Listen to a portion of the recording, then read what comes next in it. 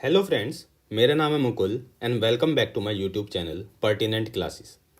इस वीडियो में हम देखेंगे कि पेपर को सोल्व करने की अप्रोच क्या होनी चाहिए, किस तरह से हम जो स्कोरिंग सब्जेक्ट होते हैं उनमें बेटर परफॉर्म करके अपने ओवरऑल स्कोर को इम्प्रूव कर सकते हैं। अगर यूपी पुलिस की बात मैं करूं तो मैथ्स, हिंदी एंड रीजनिंग, ये तीनों सेक्शन ऐसे हैं जिनमें आप बहुत अच्छा स्कोर कर सकते हैं। अगर मैं अपनी बात करूं तो ये है मेरी यूपीएसआई की आंसर की। जैसा कि आप देख सकते हैं कि मेरा एग्ज़ाम 24 नवंबर 2021 को हुआ था, जो थर्ड शिफ्ट में हुआ था। इसमें मेरा रो स्कोर जो है वो 134 क्वेश्चंस का है एंड मार्क्स की बात करूं तो 335 आउट ऑफ 400 मार्क्स बन रहे हैं, which is quite a good score. अगर मैं हिंदी की बात करूं तो हिंदी में मेरे 33 क्वेश्चंस करेक्ट हैं। रीजनिंग की बात करूं तो 35 क्वेश्चंस करेक्ट हैं। ठीक है। जी के विच इज़ क्वाइट अनप्रिडिक्टेबल, अगर आपको आता है तो आता है, नहीं आता तो नहीं आता। ठीक है। इसमें मेरा स्कोर 26 क्वेश्चन ही रहा। एंड अब आते हैं मेन बात पे, इस वीडियो के मेन टॉपिक जो कि है मैथ्स। अगर मैथ्स की बात करें तो उसमें मेरे 40 क्वेश्चंस करेक्ट हैं। बिल्कुल, टोटल 40 क्वेश्चंस ही होते हैं एंड मैथ्स में मेरे 40 के 40 करेक्ट हैं। अब मैथ्स की अगर आपको यकीन नहीं आ रहा है तो मैं आपको मैथ्स की आंसर की दिखा देता हूँ। डायरेक्ट मैथ्स पे पहुँचा देते हैं। ठीक है, ये मेरी मैथ्स की आंसर की है।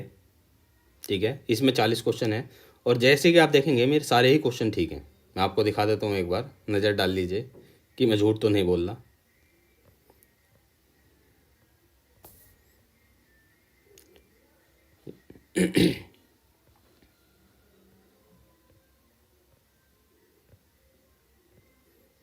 आप देख पा रहे होंगे अभी तक एक भी क्वेश्चन गलत नहीं है। ये रहा 40 क्वेश्चन, एंड हो गया। ठीक है, अब बात करते हैं कि किस तरह से मैथ्स को ईजिली सोल्व कर सकते हैं। अगर मैं दिखाऊं तो ये जो क्वेश्चंस हैं ये यूपी पुलिस के प्रीवियस ईयर के एएसआई का जो क्वेश्चन पेपर हुआ था दिसंबर में, उसके क्वेश्चंस हैं कुछ। इसमें आप अपनी नॉलेज भी चेक कर सकते हैं कि इसको ऐसा टेस्ट की तरह सोल्व करें मेरे साथ। मैं होप करता हूं कि आप पेन एंड पेपर लेके बैठे होंगे एंड वीडियो पोस्ट करके साथ में क्वेश्चन सोल्व करेंगे। ज़्यादा क्वेश्चन नहीं है, लगभग 20 ही क्वेश्चन है। तो चलिए स्टार्ट करते हैं। Question number 1, find the total number of cars produced by all the three companies during the year 2003। वर्ष 2003 के दौरान तीनों कंपनियों द्वारा उत्पादित कारों की कुल संख्या ज्ञात कीजिए। ठीक है, 2003 के दौरान तीनों कार की संख्या हमें ज्ञात करनी है। ठीक है, तो सिंपल सा इन्हें ऐड करते हैं, बहुत ईजी क्वेश्चन है, इसमें तो कुछ होता ही नहीं है। 6 6 12 6 18, जिसका लास्ट में 8 आएगा वही हमारा आंसर हो जाएगा। ठीक है, ऐड करने की जरूरत नहीं है। देखो मैं यहाँ क्वेश्चन तो आप सोल्व कर लोगे तो बहुत ईजी क्वेश्चन है, लेकिन यहाँ मेन बात क्वेश्चन सोल्व करना नहीं है, क्वेश्चन को कम समय में सोल्व करना इंपॉर्टेंट है। क्वेश्चन तो आप कोई भी सोल्व कर लोगे, अगर आपको दे दिया जाए 5 मिनट का टाइम तो आप आराम से सोल्व कर लोगे, 3 मिनट 4 मिनट लगा के। अगर कोई कठिन से कठिन सवाल भी है तो उसे भी आप सोल्व कर ले जाओगे। लेकिन अगर कठिन सवाल को कम समय लेके, मतलब 1 मिनट में, अगर 1.5 मिनट में आप सोल्व कर पा रहे हो, और जो इजी सवाल है इस जैसे, ये बहुत इजी क्वेश्चन है। ठीक है, और इसे आप 5-10 सेकंड में ही निपटा रहे हो तो आपको एक एक्स्ट्रा एज मिलेगी पेपर में। ठीक है, जिससे आप अपना टाइम सेव कर पाएंगे और जो कठिन क्वेश्चन होते हैं उन पे एक्स्ट्रा टाइम देके ओवरऑल क्वेश्चन पेपर को अच्छे से सोल्व कर सकते हैं। ठीक है, तो इसमें आप लिखने की कोई ज़रूरत नहीं है। 66 + 56 + 46 क्या करोगे लिख के, डायरेक्ट ऐड करो ना। अब देखो यहाँ पे सारी यूनिट डिजिट अलग अलग आ रही हैं। इसकी यूनिट डिजिट 9, इसकी यूनिट डिजिट 8, इसकी यूनिट डिजिट 7 एंड इसकी यूनिट डिजिट 0। ठीक है, तो हमें दिख गया कि चारों ऑप्शन की यूनिट डिजिट अलग हैं, तो क्यों ना यूनिट डिजिट को ही ऐड करें। 6 6 6 6 3 जा 18, तो यूनिट डिजिट जो होगा उसका आंसर 8 होगा। तो हमारा ये आंसर है। ठीक है, तो एक समझ गए होंगे आप कि किस तरह से सोल्व करा है। ठीक है, तो चलो नेक्स्ट क्वेश्चन पे चलते हैं। Question number 2, what is the average number of units produced by all the companies together in all 5 years. ठीक है, इन 5 वर्षों में सभी कंपनियों में कुल उत्पादित इकाइयों की औसत संख्या कितनी है। तो हमें इस क्वेश्चन में क्या करना है, एवरेज फाइंड करना है। तो जल्दी से आप एवरेज फाइंड करके मुझे बता दीजिए। आई होप आपने एवरेज फाइंड कर लिया होगा। ठीक है, तो इस क्वेश्चन को सोल्व करने के बहुत सारे तरीके हो सकते हैं, लेकिन जो सबसे आसान और सबसे बेस्ट मेथड है उसे देख लेते हैं एक बार। ठीक है, अब एवरेज फाइंड करना है तो सम तो फाइंड करना ही होगा। तो एक बार जल्दी से इनका सम फाइंड कर लेते हैं, कितना होगा। 2 2 4 2 6, ये हो जाएगा 156, 4 4 8 4 12।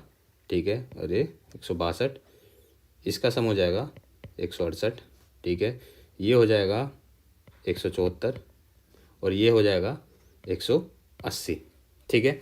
तो हम क्या करते हैं, अपनी मर्जी से एवरेज जो होगा, इनकी कोई बीच की वैल्यू होगी, ठीक है, तो अपनी मर्जी से हम क्या करते हैं, एक एवरेज अपनी तरफ से असाइन कर लें कि लेट्स सपोज कि 168 हमने एवरेज मान लिया।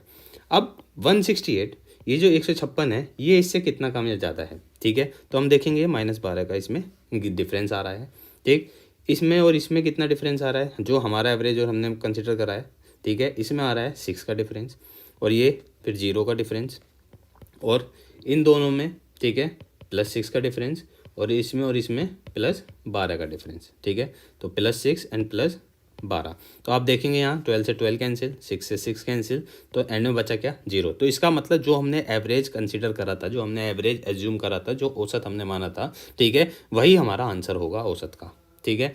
अब क्वेश्चन बन सकता है कि इसमें तो 168 मारा, कुछ बचा ही नहीं, ठीक है, अगर 168 ना मान के हमारे कुछ और मान लें, ठीक है, तब भी आंसर सेम आएगा, ठीक है। तो उससे करके देख लेते हैं एक बार, क्या तब भी हमारा आंसर ठीक आएगा। लेट्स सपोज कि मैं 168 ना मान के 170 मान लेता हूँ, ठीक है।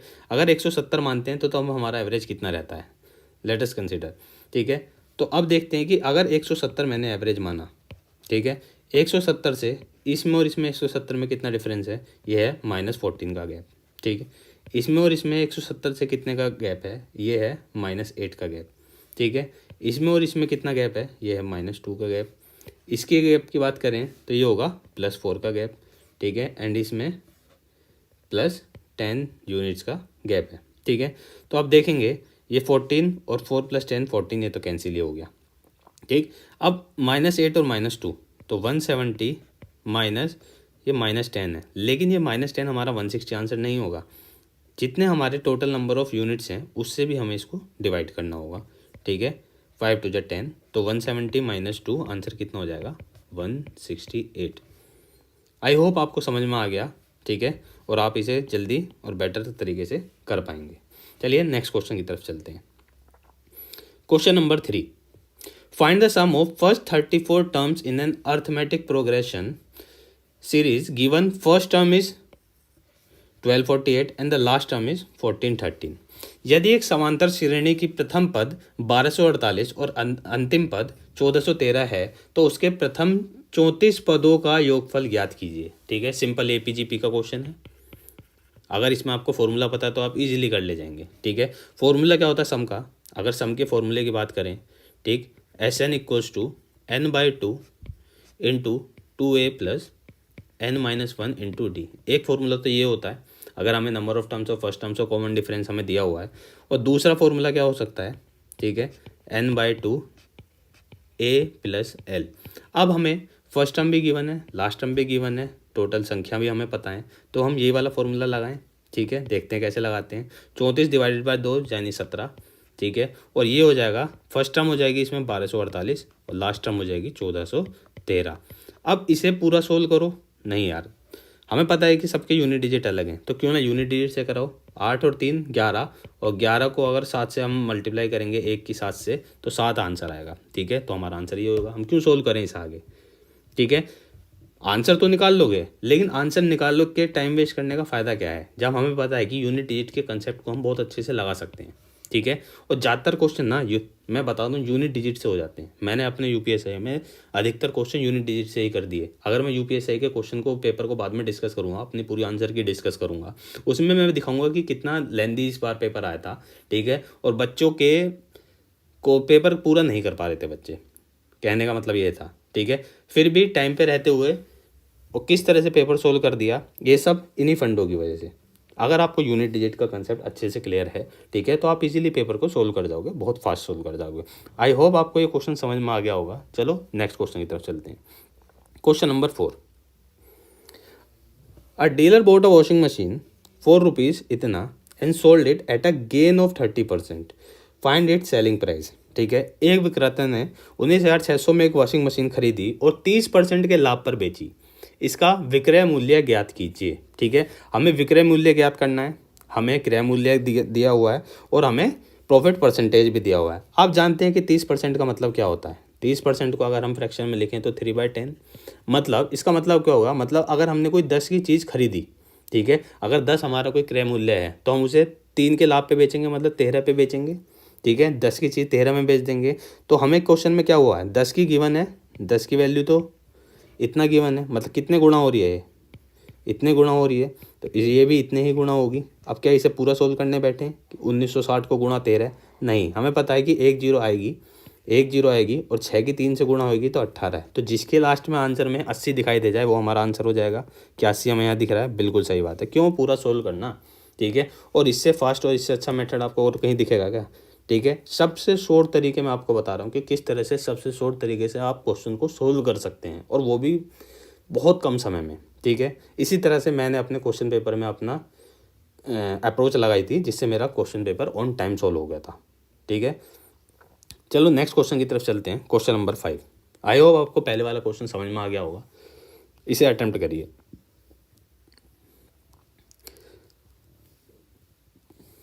आपने अटेम्प्ट कर लिया होगा। चलो देखते हैं। The ratio of 3 numbers is 24:25:26 and some is 2700। Find the second number of the 3 numbers. 3 संख्या का अनुपात 24, 25 और 26 है, और उनका योगफल हमें क्या दिया हुआ है, उनका योगफल दिया हुआ है, उनका सम दिया हुआ है कितना, 2700। तो तीनों संख्याओं में दूसरी संख्या ज्ञात कीजिए। हमें बतानी है कि ये जो 25 है, इस 25 की वैल्यू कितनी है, ठीक है। तो यार देखते ही आंसर में हमें ये पता होना चाहिए कि जो भी आंसर होगा वो हमारा सबसे पहले तो 25 का ही मल्टीपल होगा, ठीक है। क्या 925 का मल्टीपल है? बिल्कुल है, ये हो सकता है। 890 है? नहीं, बिल्कुल नहीं है, ये तो हो ही नहीं सकता है। 910 ये भी नहीं हो सकता है, क्योंकि ये 25 का मल्टीपल नहीं है। 875 क्या 25 का मल्टीपल है? बिल्कुल, 875 25 का मल्टीपल है, तो ये भी हमारा आंसर हो सकता है, ठीक है। अब ऑप्शन से हम दो आंसर में फंस गए, इसका मतलब हमें सोल्व करना ही होगा कुछ भी करके। अब सोल्व करने का तरीका क्या है? अब एक्स वैक्स मानना छोड़ दो यार, एक्स वैक्स के ज़माने गए, ठीक है। एक्स वैक्स मान के करोगे तो क्वेश्चन पेपर में अटके ही रह जाओगे, क्वेश्चन पूरा नहीं कर पाओगे और मार्क्स भी पूरे नहीं आ पाएंगे अगर क्वेश्चन पूरा नहीं करोगे तो, ठीक है। एक्स के ज़माने गए। अब क्या करना है, इन तीनों को ऐड ही करना है, ठीक है। तो एक बात बताओ यार, ये 24 है, 25 है, 26, ठीक है। एक मैंने इसको एक दे दिया तो तीनों 25 हो जाएंगे, तो टोटल 75 ही हो गया है। 75 की वैल्यू कितनी दी हुई है हमें? 2700, ठीक है। 25 दिया 75, 25 चौका 100, काटने का 3 कम 3, 3 9 27 और 9 4 36, ठीक है। तो जो भी हमारी वैल्यू आएगी वो 36 टाइम्स आएगी। तो मतलब अगर 25 का मिडिल वैल्यू हमें फाइंड करनी है, 25 का अगर 36 टाइम्स कर दें तो हमारा आंसर हो जाएगा, ठीक है। तो 25 का 36 करेंगे तो मल्टीप्लाई करके कितना आएगा? 900 आएगा, ठीक है। 25 दिया 75 और 25 छिक्का 150 ऐड करेंगे तो 900 ही आएगा, ठीक है। आई होप आपको समझ में आ गया होगा। चलिए नेक्स्ट क्वेश्चन की तरफ चलते हैं। Question number 6। The ratio of 2 numbers is 24:25 and their HCF highest common factor is 3। हमें LCF फाइंड करना है। बहुत ईजी क्वेश्चन है।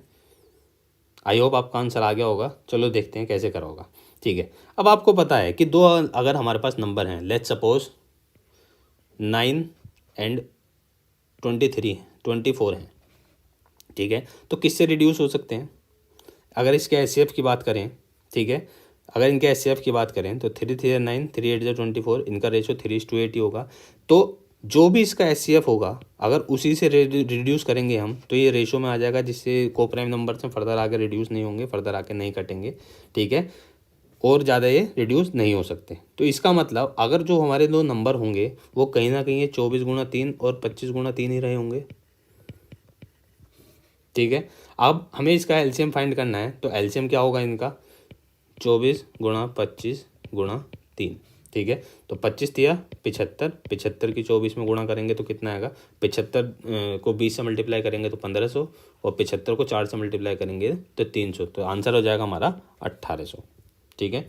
कम से कम लिखना है, ठीक है, और ज़्यादा कैलकुलेशन माइंड में ही करनी है, और आंसर यूनिट डिजिट की हेल्प से बिल्कुल ही जल्दी आपका आंसर आ जाएगा, ठीक है। चलिए नेक्स्ट क्वेश्चन की तरफ चलते हैं। सिंपल इंटरेस्ट का क्वेश्चन है, इजी क्वेश्चन है। चलो बताइए कितना आएगा answer. Find the simple interest on ₹12,600 at 35% per annum for 6 month. कितने मंथ के लिए निकालना है? 6 मंथ के। आपको पता है साधारण ब्याज की बात कर रहा है। साधारण ब्याज हमें निकालना है, 6 महीने की अवधि के लिए निकालना है, ठीक है। तो एक साल में अगर 35% ब्याज मिल रहा है तो आधे साल में मतलब 6 महीने में कितना मिलेगा, 17.5%, ठीक है। तो इसका अगर मैं डायरेक्ट ही 35/2% निकाल दूँ तो आंसर आ जाएगा मेरा। तो परसेंट से परसेंटेज कटा, 2 से काटेंगे तो 63, और 63 इंटू 35 हमें करना है। तो हमें पता है लास्ट में 63 इंटू 35 करना है, ठीक है। तो देखो बेस्ट तरीका है कि लास्ट की यूनिट डिजिट हम फाइंड कर लें। अब यहाँ पे तो 5 3 जा 15, यूनिट डिजिट तो 5 ही आएगी, लेकिन 2 ऑप्शन हमारे फंस गए जिसमें यूनिट डिजिट 5 आ रही है, ठीक है। अब अगर आपको 10th डिजिट का फंडा पता है कि किस तरह से 10th डिजिट हम फाइंड कर सकते हैं ईजिली, तो आप जल्दी से कर पाओगे। हमें पता है, देखो 5 3 जा 15, 5 आ गया, 1 कैरी हो गया, और 6 3 जा 8, 6 5 जा 30, और 3 3 जा 9, 39 और 40, 05 हमारी इसमें यूनिट डिजिट आएगी। अब ये मैंने कैसे किया, इसकी मैं आपको अलग से जब कैलकुलेशन की वीडियो डालूंगा तो उसमें आपको सिखा दूंगा कि 2 इंटू 2 और 3 इंटू 3 की मल्टीप्लाई हम फास्ट तरीके से कैसे कर सकते हैं, किस तरह से हम यूनिट डिजिट फाइंड कर सकते हैं, किस तरह से हम 10th डिजिट भी फाइंड कर सकते हैं, ठीक है। 100 प्लेस भी फाइंड कर सकते हैं किस तरह से मल्टीप्लिकेशन में, उससे हमारे लिए बहुत फ़ायदा होता है। डायरेक्ट हमें पूरा मल्टीप्लाई नहीं करना पड़ता, लास्ट की 2 डिजिट 3 डिजिट देख के हम अपना आंसर फाइंड कर सकते हैं, ठीक है। तो इसमें 05 जिसमें हमारा आंसर होगा वही हमारा आंसर हो जाएगा। तो 2205 हमारा इसमें आंसर हो जाएगा। आई होप आप समझ गए होंगे कि किस तरह से मैंने क्वेश्चन करा है, ठीक है। चले आगे चलें, ठीक है। चलो नेक्स्ट क्वेश्चन करते हैं। क्वेश्चन है, find the area of trapezium given sum of parallel sides is 186 centimetre and distance between them is 93 centimetre. थोड़ा इसमें डिवाइस में मेरे प्रॉब्लम हो रही है, हिंदी के कुछ फ़ॉन्ट्स हैं जो क्लियर से आ नहीं रहे हैं, मैं उसे देख लूँ एक बार, ठीक है। आप इंग्लिश और हिंदी देखो कोई फ़र्क नहीं पड़ता है, दोनों ही आनी चाहिए आपको language. Find the area of trapezium, हमें किसका ट्रेपीजियम का एरिया फाइंड करना है। अब वो जमाने गए कि यार फिगर बना रहे हो, पता नहीं है कि ट्रेपीजियम कैसे होता है, तो फिगर बनाने की जरूरत ही छोड़ी, फिगर बनानी नहीं है, ठीक है। अगर आपको एरिया का फॉर्मूला पता है तो आप डायरेक्ट निकाल जाओगे। ट्रेपीजियम के एरिया का फॉर्मूला क्या होता है, half into sum of the parallel sides, parallel sides का सम, ठीक है, और इंटू जो भी उसकी हाइट होगी। तो ये भी लिखने की जरूरत नहीं थी, तो मैंने आपको सिर्फ बताने के लिए लिखा है कि यार ये फॉर्मूला होता है, ठीक है। हाफ इंटू सम कितना दिया हुआ है पैरेलल साइड्स का 186 और हाइट दी हुई है 93। अगर इसे काटेंगे तो ये हो जाएगा 93 इंटू 93। तो यूनिट डिजिट हमारा फिर से 9, सबके अलग हैं, तो जो हमारा यूनिट डिजिट अलग होगा वही हमारा आंसर हो जाएगा। अलग इन द सेंस सारे यूनिट डिजिट अलग हैं, जो भी हमारा मैच करेगा वो आंसर आ जाएगा। पूरा 93 इंटू 93 क्यों मल्टीप्लाई करें। आई होप आपको समझ में आ गया होगा। चलो बढ़ते हैं, टाइम वर्क का क्वेश्चन है, ठीक है। देखते हैं क्या कह रहा है। X can do a piece of work in 270 days. X worked at it for 55 days and then Y finished the remaining work in 215 days. In how many days can X and Y to finish the work? ठीक है, यह कह रहा है कि X एक कार्य को 270 दिनों में कर सकता है, X इस कार्य को 55 दिनों तक करता है, और फिर Y शेष कार्य को 215 दिनों में पूरा करता है। X और Y दोनों एक साथ मिलकर कार्य को कितने दिनों में पूरा कर सकते हैं, हमें आंसर बताना है, ठीक है। तो जल्दी से आंसर फाइंड करो और कमेंट में आंसर लिख दो इसका। आई होप आपने आंसर फाइंड कर लिया होगा। चलिए देखते हैं कि कैसे करा। क्वेश्चन कह रहा है कि X किसी काम को 270 दिन में कर लेता है, ठीक है। अब क्या करा, 270 दिन में वो टोटल काम कर सकता है, लेकिन X ने क्या करा कि X ने सिर्फ 55 दिन ही काम करा। कितने दिन काम करा, 55 दिन ही काम करा, ठीक है। तो अब बाकी का रिमेनिंग काम Y ने कितने दिन में कर दिया, 215 दिन में कर दिया, ठीक है। अब X के 55 दिन काम करके X का काम कितने दिन का बचा, ठीक है। तो हमने यहाँ देखा कि X का कितने दिन का काम बचा, X का 215 दिन का ही काम बचा, ठीक है। तो X के 215 दिन का काम Y ने 215 दिन में ही कर दिया, तो इनकी एफिशिएंसी का जो रेशो आएगा वो 1:1 हो जाएगा, ठीक है। तो जितने दिन में ये कर रहा है उतने दिन में ही वो कर रहा है, जितने दिन में X दो रिमेनिंग काम को करता उतने ही दिन में Y ने उसी काम को उतने ही दिन में कर दिया जितने X दिन में कर रहा है, ठीक है। तो एफिशिएंसी 1:1 हो जाएगी, ठीक है। अगर नहीं समझ में आया तो X के, हमें पता है कि man into days equals to total work होता है। अगर X के, ठीक है, कितने दिन का काम, X के 215 दिन का काम Y ने 215 दिन में करा है, ठीक है। तो ये कट जाएगा, तो X अपॉन Y से यहाँ से एफिशिएंसी का रेशो 1:1 आ गया, ठीक है। चलो, तो अब हमें पता है कि टोटल वर्क क्या होता है, मैन इंटू डेज, तो 270 दिन गुणा 1, ये टोटल वर्क हो जाएगा, और दोनों मिलके इसे कितने दिन में करेंगे, 133 दिन में, ये हमारा आंसर हो जाएगा। आई होप आपको समझ में आ गया होगा। ये तो आपको समझाने के लिए करा है, अगर आपको कंसेप्ट डायरेक्ट क्लियर है ना तो आपको कुछ करना ही नहीं है, इतना सब कुछ करना ही नहीं है, ठीक है। आपको पता है कि सीधा, ठीक, कि एक्स जो है 270 दिन में काम ख़त्म कर देता है, ठीक है। अब एक्स ने 55 दिन काम करा है, तो इसका काम कितने दिन का बच रहा है, 215 दिन का बच रहा है, जो कि वाई ने 215 दिन में ही ख़त्म कर दिया, मतलब इनकी एफिशिएंसी का रेशो 1:1 रहा होगा, ठीक है। तो टोटल वर्क हमारा 1 आ गया, और अगर इसे हम 2 से डिवाइड कर देंगे तो 135, टोटल वर्क दोनों की एफिशिएंसी 2 है, ठीक है। और ये पूछ रहा है एक्स एंड वाई दोनों मिलकर कितने दिन में ख़त्म करेंगे, तो ये 135 दिन हमारा आंसर हो गया। आई होप आपको समझ में आ गया होगा। चलिए आगे बढ़ते हैं। Question number 10, A batsman scored 205 runs, which included 10 fours and 7 sixes. What percent of his total score did he make by running between the wickets? बहुत अच्छा क्वेश्चन है। एक बल्लेबाज 205 रन बनाता है, जिसमें 10 चौके और 7 छक्के शामिल हैं। वह अपने कुल स्कोर के कितने प्रतिशत रन विकेट के बीच दौड़कर बनाता है, मतलब रनिंग बिटवीन द विकेट्स करके कितने रन बनाए हैं। तो टोटल रन यार उसने 205 रन बनाए हैं। अगर चौके हम काउंट करें कि चौकों से रन किसके कितने हो गए, तो 40 रन चौकों से हो गए, ठीक है। अगर 6 से काउंट करेंगे, 6 छक्के कितने मारे हैं उसने, ठीक है, तो 42 रन छक्कों से मारे हैं, तो टोटल 82 रन उसने चौके और छक्कों से मारे हैं। बाकी के रिमेनिंग कितने बच गया, ठीक है। 205 में से अगर हम 82 को माइनस करेंगे तो ये आ जाएगा 123, ठीक है। अब हमें क्वेश्चन में ध्यान रखना है कि परसेंटेज पूछा है, तो 123 रन कितने में, टोटल 205 गुणा परसेंट 100%, ठीक है। 5 से काटेंगे तो 41, ये जाएगा 20 बार, और 41 से काटेंगे तो ये 3 बार जाएगा, तो आंसर होगा 60%। आई होप आपको समझ में आ गया होगा, ठीक है। चलिए नेक्स्ट क्वेश्चन की तरफ चलते हैं। Question 11, how many seconds will a train take to cover a distance of 2880 metres if it runs at a speed of 432 kilometre per hour. एक रेलगाड़ी को 2880 मीटर की दूरी तय करने में कितने सेकंड्स का समय लगेगा यदि वह 432 किलोमीटर पर आवर की चाल से चलती है, ठीक है। तो speed equals to distance upon time, ठीक है, और time equals to distance upon speed. अगर स्पीड हमें किलोमीटर पर आवर में दी है तो इसे मीटर पर सेकंड में चेंज करेंगे, बिल्कुल सही बात है। अब देखो 4 3 7 8 9, ये 9 से भी कट रहा है, 2 से भी कट रहा है, इसका मतलब 18 से भी कटेगा, 18 का 18, 18 का 18, 18 दूनी 36, और 18 चौक 72, 24 से कटेगा, 18 से कट गया, अभी 24 से कटेगा, 24 से कम 24, 24 से कम 24, और ये 24 दूनी 48, 120, और 5 से काटो तो 24 पंजे 120, तो आंसर हमारा 24 हो जाएगा, ठीक है। अब पहाड़ों का मतलब टेबल का आप वो याद होनी चाहिए, रेडी होनी चाहिए, अगर वो आपको अपनी स्पीड तेज करनी है, आपको फास्ट करना है क्वेश्चन, ठीक है। तो 2 या 4 या 6 से काटना छोड़ो, बड़े बड़े डिजिट से अगर काटना स्टार्ट कर दोगे, ठीक है, अगर आपको टेबल अच्छे से याद रहेंगे, ठीक है, आप इजीली काट पाओगे और अपने टाइम को सेव कर पाओगे, ठीक है। चलिए आई होप आपको समझ में आ गया। नेक्स्ट क्वेश्चन की तरफ चलते हैं। क्वेश्चन नंबर 12 कंपाउंड इंटरेस्ट का क्वेश्चन है, चक्रवृद्धि ब्याज का। At the end of the 2 years what will be the compound interest at a rate of 10% per annum on amount 7100 रुपये पे, ठीक है। तो सिंपल सा क्वेश्चन है, सिंपल और साधारण ब्याज, वो कम चक्रवर्ती ब्याज पूछा हमें 2 साल का 10% की दर से। अगर हम बात करें तो सबसे छोटा तरीका क्या होगा कि 10% की दर है 2 साल के लिए, तो 10% और 10% का सक्सेसिव बता दें, 21% होता है, ठीक है। तो हमें 100% दिया हुआ है कि जो भी हमारी धनराशि होती है वो अपने आप में 100% होती है, तो 100% की वैल्यू 7100 दी हुई है, ठीक है। तो 1% की यहाँ से हमारी कितनी वैल्यू आ जाएगी, 71, और हमें 21% की वैल्यू, आज तो 21% ही मिला है ना, तो 21% की वैल्यू कितनी आ जाएगी, 71 इंटू 21। तो यूनिट डिजिट फिर से चेक करेंगे, सारी यूनिट डिजिट अलग हैं, जिसकी यूनिट डिजिट 1 आएगी वही हमारा आंसर हो जाएगा, ये हमारा आंसर है, ठीक है। आई होप आपको समझ में आ गया। चलो नेक्स्ट की तरफ चलते हैं।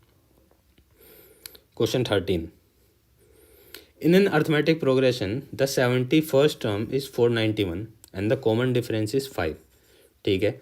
ये हमें बता रहा है कि जो 71वीं टर्म है हमारी, ठीक है, 71st टर्म में।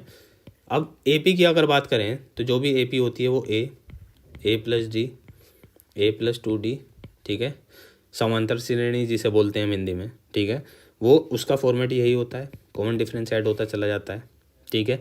तो अगर हम पहली टर्म की बात करें तो A, सेकंड टर्म की बात करें तो A प्लस D, अगर थर्ड टर्म की बात करें तो A प्लस 2D, तो इसी तरह से अगर 71st टर्म की बात करें तो A प्लस 70D हो जाएगी, इसमें कोई दिक्कत परेशानी, ठीक है। अगर हमें डी तो हमें पता ही है, कॉमन डिफरेंस 5 है, तो ये ए प्लस 350 हो जाएगा, जो कि किसके बराबर दिया हुआ है, 491 के, ठीक है। तो डायरेक्ट ये 350 इसमें से घटा देंगे तो हमारे पहली टर्म हमें मिल जाएगा, ठीक है। और यही हमसे क्वेश्चन में पूछा है, तो एक में से एक जिसमें भी आंसर एक आएगा वो हमारा आंसर हो जाएगा। आई होप आपको समझ में आ गया। चलिए नेक्स्ट क्वेश्चन की तरफ चलते हैं। Question number 14, when an article is sold at ₹3825 after a discount of 25% find its mark price, ठीक है। तो हमें अंकित मूल्य बताना है, ठीक। डिस्काउंट परसेंटेज हमें दिया हुआ है 25%। 25% का मतलब क्या होता है, 1/4। मतलब कोई चीज़ अगर 4 की आपने अंकित करी है, ठीक है, तो उसे 1 के डिस्काउंट पर बेच दिया है, 1 की छूट पर बेच दिया, मतलब 3 पे बेचा होगा, तो उसका विक्रय मूल्य 3 होगा, ठीक है। तो हमसे क्या गया है, विक्रय मूल्य को दिया हुआ है 3825, तो ये कितने गुना हो रहा है, ये हो रहा है 1275, ठीक है। इतने टाइम जा रहा है, तो इसकी भी बात करेंगे तो 1275। अब मल्टीप्लाई 12 चौक 48, तो 48 से ये हो गया, और 75 चौका 300, ये हो गया, तो 5100 टोटल हमारा आंसर हो गया, ठीक है। आई होप आप समझ गए होंगे, ठीक। चलिए नेक्स्ट क्वेश्चन की तरफ चलते हैं। Find the ratio between 39th term to that of 37th term for the geometric series with common ratio is 24, ठीक है। अब जीपी की बात करते हैं, तो जीपी आपको जानते हैं, ज्योमेट्रिक सीरीज की सीरीज कैसे चलती है, a into r, a r square, a r cube, इस तरह से सीरीज हमारी बनती है, ठीक है। जिसमें फर्स्ट टर्म ए है, second term a into r है, third term a r square है। अगर हमें 39th टर्म और 37 टर्म का रेशो बताना है, ठीक है, तो 39 टर्म क्या हो जाएगी, ए आर की पावर 38, ठीक है, और 37 टर्म क्या हो जाएगी, ए आर की पावर 36। तो ए से ए कैंसिल, आर की पावर 36 से यहाँ ऊपर कितना बचेगा, आर की पावर 2/1, ठीक है। तो 24 का स्क्वायर होता है 576/1, तो आंसर हो जाएगा हमारा 576/1। आई होप आपको ये समझ में आ गया होगा। चलिए नेक्स्ट क्वेश्चन की तरफ चलते हैं। Question number 16, A alone can finish the work in 70 days. A किसी काम को 70 दिन में पूरा कर देता है। B is 70% more efficient than A. B जो है वो ए से 75% ज़्यादा एफिशिएंट है। 75% ज़्यादा एफिशिएंट का मतलब है, 75% का मतलब होता है 3/4, ठीक है। ए और बी की बात करेंगे, बी जो है वो 75% ज़्यादा एफिशिएंट है ए से। अगर ए की एफिशिएंसी 4 रही होगी तो बी उससे 3 ज़्यादा है, मतलब बी की एफिशिएंसी 7 होगी, ठीक है। तो यहाँ से हमें डायरेक्ट टोटल वर्क मिल गया कि ये टोटल वर्क हो जाएगा मैन इंटू डेज, ठीक है। अब इसने हमसे जो पूछा है वो हम निकाल लेंगे। How many days does B alone take to finish the whole work. B की एफिशिएंसी कितनी है, 7, तो 7 से डिवाइड कर दो, तो 40 दिन हमारा इसका आंसर हो जाएगा, ठीक है। आई होप आपको समझ में आ गया होगा। चलिए नेक्स्ट क्वेश्चन की तरफ चलते हैं। अब देखो बहुत अच्छा क्वेश्चन है, सिंपल फॉर्मूला बेस्ड क्वेश्चन है, ठीक है, लेकिन मैं इसको फॉर्मूले से नहीं करता हूँ, ठीक है। अब फॉर्मूला क्या है, इक्विलेटरल ट्रायंगल का अगर फॉर्मूला आप जानते हो तो वो होता है √3/4 साइड का स्क्वायर, ठीक है। ये एरिया का फॉर्मूला होता है, ठीक है। अगर इसके पेरीमीटर की बात करें तो 3a ही हो जाता है, तीनों साइड इक्वल होती हैं, ठीक है। और हाइट की बात करें तो √3/2a हो जाता है, ठीक है। तो अगर मैं बात करूं कि साइड कितनी है इसमें 168, तो √3/4 इंटू 168 का स्क्वायर, ये आपको कैलकुलेट करना है, इससे वैल्यू फाइंड करनी है, ठीक है। इससे बेस्ट मेथड मैं आपको बताता हूँ। देखिए ये एक इक्विलेटरल ट्रायंगल है जिसकी साइड में 2 यूनिट मान लेता हूँ कि इसकी साइड जो है 2 यूनिट है। अगर इसकी साइड 2 यूनिट है, ठीक है, तो एरिया कितना हो जाएगा, √3/4 ए स्क्वायर, 4 से 4 कटा तो एरिया इसका √3 आएगा, ठीक है। अगर ठीक, तो अगर साइड 2 है तो एरिया √3 टाइम्स, अगर साइड हमारी 168 हो गई, कितने गुना हो गई, 84 टाइम्स होगी, तो एरिया भी जो है, ठीक है, वो 84 इंटू 84 टाइम्स, देखो एरिया डबल बढ़ता है। जैसे लेंथ होती है मीटर में, एरिया होता है मीटर स्क्वायर में, ठीक है। अगर इसका मल्टीपल जो है 84 है तो एरिया का मल्टीपल 84 इंटू 84 होगा, ठीक है। तो जो भी आंसर होगा हमारा 4 4 जा 16, लास्ट में यूनिट डिजिट 6 आएगी और √3 हमारा आंसर बन जाएगा। देखिए क्या इसमें लास्ट में यूनिट डिजिट 6 है, बिल्कुल आंसर बी हो जाएगा इसका। तो आई होप आपको ये मेथड समझ में आया होगा, और नहीं समझ में आया तो एक बार वापस रिपीट करके देखिए, बिल्कुल समझ में आ जाएगा, ठीक है। और नहीं तो जब मैं इसका अपना पूरा लेक्चर डालूँगा ट्रायंगल्स के ऊपर, तब आप अच्छे से वीडियो को देख लेना। चलिए नेक्स्ट क्वेश्चन की तरफ चलते हैं। What value should come in place of the question mark. ठीक है, सिंपल सा क्वेश्चन है, सिंप्लीफिकेशन का। ठीक, अगर आपको टेबल याद है तो आप इजीली कर ले जाओगे, वरना सोचते रह जाओगे यार किससे काटूँ, या एलसीएम लूँ या क्या करूँ। ठीक, ये देखोगे तो आप सीधा सीधा देखोगे कि ये 19 से कट रहा है। ठीक है, 19 से कम 19, 19 दूनी 38, 19 से कम 19, और ये 11 से जा रहा है। 11 4 जा 44 और 11 9 जा 99। ठीक है, तो इन दोनों को ऐड करेंगे तो जमा आएगा 70। ठीक, तो आई होप इजी सा क्वेश्चन था, कर लोगे। ठीक है, the product of two numbers is 3072 and their LCM is 96। Find the GCD of the number. GCD मतलब ग्रेटेस्ट कॉमन डिवाइजर की बात कर रहा है, मतलब एचसीएफ की बात कर रहा है और कुछ नहीं, एचसीएफ निकालना है। ठीक है, तो सीधा फॉर्मूला बेस्ड क्वेश्चन है। देखिए कितने इजी क्वेश्चन आते हैं, लेकिन सारी बात वही है, इजी आते हैं लेकिन कुछ कुछ क्वेश्चन कैलकुलेटिव हो जाते हैं, जिसकी वजह से बच्चे फंस जाते हैं। तो कैलकुलेशन को स्ट्रॉन्ग करो। ठीक है, क्वेश्चन को इतना प्रैक्टिस कर लो कि यार रट जाएंगे, हाँ ये क्वेश्चन है इस टाइप से होगा, खत्म करो, आगे बढ़ते हैं।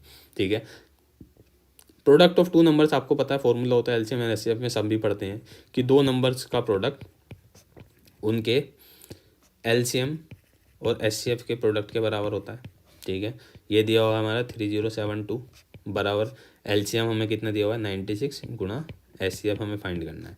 तो 16 से काटते हैं हम, 16 6 96, 16 6 96, 16 कम 16 ये हो जाएगा 147, 16 निम्न 144, 32 16 दूनी 32 और 6 से काटेंगे तो 60 18 32 इसका आंसर हो जाएगा। ठीक है, आई होप आपको समझ में आ गया होगा। चलिए आगे बढ़ते हैं। क्वेश्चन कह रहा है, एवरेज का क्वेश्चन है, अच्छा क्वेश्चन है। The average of 6 terms is 185। ठीक है, कुछ हमारे पास 6 टर्म है, कितनी टर्म है 6 टर्म्स हैं, जिनका एवरेज जो है वो 185 दिया हुआ है। जो हमारी फर्स्ट टर्म है is 1/5 of the remaining terms. ठीक है, ये हमारी फर्स्ट टर्म हो गई और ये हमारी रिमेनिंग 5 टर्म्स हो गई हैं। ठीक है, तो जो फर्स्ट टर्म है वो रिमेनिंग 5 टर्म्स का 1/5 है, तो हम क्या करते हैं इसको 5x ही मान लेते हैं कि जो रिमेनिंग 5 टर्म्स है ना वो जो है 5x के बराबर है। 5x का अगर 1/5 करेंगे तो x ही आएगा। ठीक है, 5x का अगर 1/5 करेंगे तो ये x ही बचेगा, तो इसका मतलब फर्स्ट टर्म x है हमारी। ठीक है, तो फर्स्ट टर्म x है और बाकी 5 बची हुई 5 टर्म का जो सम है वो 5x है, तो टोटल सम कितना हो गया 6x। और यहाँ से एवरेज इंटू नंबर हमें पता होता है, एवरेज इंटू नंबर कर देंगे तो टोटल सम यहाँ से भी आ जाएगा। ठीक है, और टोटल सम को इक्वेट कर दो आपस में तो हमें यहाँ से x की वैल्यू पता लग जाएगी, x की वैल्यू 185। हमसे क्वेश्चन में क्या पूछा है कि what will be the first term, first term पूछी है मतलब x की ही वैल्यू पूछी है, तो आंसर हमारा 185 हो जाएगा। आई होप आपको समझ में आ गया होगा। चलिए आगे बढ़ते हैं क्वेश्चन नंबर, और आज का सेकंड लास्ट क्वेश्चन है, किसका है, पार्टनरशिप का क्वेश्चन है। ठीक है, चलो करिए और आंसर बताइए। X and Y invest ₹5200 and 6200 respectively in a business if X doubles is capital after 6 month. ठीक है, दो व्यक्ति हैं एक्स और वाई जिन्होंने 6200 और 5200 अपना पूंजी इन्वेस्ट करी है, लगाई है किसी बिजनेस में। अब एक्स क्या करता है कि 6 महीने बाद अपनी कैपिटल को डबल कर देता है, मतलब जितने पैसे उसने पहले लगाए थे, ठीक है, 6 महीने बाद उतने ही पैसे और लगा देता है। ठीक है, तो आपको पता है कि प्रॉफिट इक्वल्स टू कैपिटल, कितना उन्होंने पूंजी निवेश करी है, कितने टाइम के लिए करी है। ठीक है, ये जनरल सा फॉर्मूला होता है, सारे क्वेश्चन इसी पे बन जाते हैं। ठीक है, तो क्या कह रहा है कि लेट्स सपोज एक्स ने 5200 रुपये लगाए, कितने महीने के लिए, भाई शुरू में तो 12 महीने के लिए लगाएगा। ठीक है, अब क्या करा उसने 6 महीने बाद अपनी कैपिटल को डबल कर दिया, मतलब 5200 रुपये और लगा दिए। ठीक है, तो ये जो 5200 है इनका टाइम कितने महीने के लिए होगा, 6 महीने के लिए होगा। ठीक है, तो ये रहा प्रॉफिट किसका, एक्स का। अब बात करते हैं प्रॉफिट वाई की। ठीक है, तो इसने लगाए 6200 रुपये, कितने महीने के लिए, 12 के लिए। अब देखो रेशो में हमें कुछ भी सोल्व करने की जरूरत नहीं होती, रेशो में सब कट पिट जाता है। ठीक है, तो इसे काट लेते हैं, 6 दूनी 12, 6 एकम 6 और 6 दूनी 12। ठीक है, 2 जीरो से 2 जीरो कटा। ठीक, अब 2 से काट लेते हैं, ये हो जाएगा 26, इसे भी काट लेते हैं 26 और ये हो जाएगा 31। 2 से फिर कट गया, ये हो जाएगा 13 और ये 2 कट गया, तो 26 प्लस 13 और इधर से आ गया 31। तो लास्ट में जिसमें भी 31 दिख रहा है पहले तो वो आंसर हो जाएगा, आगे ऐड करने की जरूरत ही नहीं थी हमें, यहाँ 31 दिख गया था। ठीक है, लेकिन फिर भी ज़्यादा कुछ खास कैलकुलेशन नहीं थी तो आगे ऐड कर दिया, कोई दिक्कत नहीं। आई होप आपको समझ में आ गया होगा क्वेश्चन। चलिए आगे बढ़ते हैं। क्वेश्चन 23 लास्ट क्वेश्चन है, ठीक। What is the sum of, इसका हमें कुछ नहीं करना, सिंपल सम बताना है, 71/420, ठीक है। तो जैसे कि आप देख पा रहे हैं, इसका एलसीएम लेना होगा तब ये क्वेश्चन सोल्व होगा। 420, 5 चौका 20, 4 एकम 4, मतलब तो 4 गुना है, ठीक है। तो एलसीएम कितना आ जाएगा, 420 ही हो जाएगा, ठीक है। तो 71 ये गुना 4 प्लस 71, ठीक है। तो हम क्या कर सकते हैं, 71 बाहर निकाल लें तो बचेगा कितना, 4 + 1, 4 + 1, ठीक है। तो इसे डायरेक्ट 5 ही लिख दूँ, 71 गुना 5 अपॉन 420, 5 से काटेंगे तो कितना आएगा, 84, ठीक है। तो 71/84 हमारा इसका आंसर हो जाएगा, ठीक है। तो बस ये इसमें इतने ही क्वेश्चन थे। आई होप आपको समझ में आए होंगे और किस तरह से आपने पेपर को अटेम्प्ट करा होगा।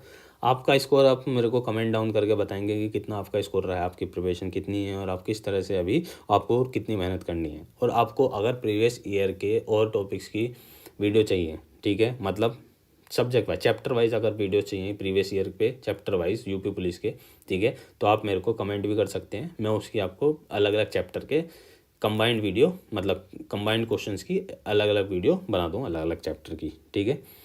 चलिए आज के लिए इतने रखते हैं। Thank you for watching and do subscribe the channel for more videos. Thank you.